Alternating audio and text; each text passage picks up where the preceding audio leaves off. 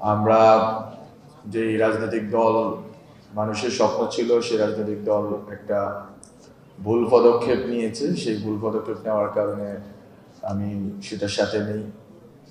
আর গণ অভ্যুত্থানের সময়ে যেই সময়টা ছিল, সেই সময়টা আর এর আগেও যখন আমার কাজের ধরন ছিল বুদ্ধিবৃত্তিকভাবে এবং বিভিন্ন সাংস্কৃতিক এবং বুদ্ধিবৃত্তিক সংগঠনের সাথে যোগাযোগের মাধ্যমে একটা ক্ষেত্র প্রস্তুত করা, সেই ক্ষেত্র হয়তো প্রস্তুত করতে পেরেছি বা কিছুটা কাজ করতে পারছি।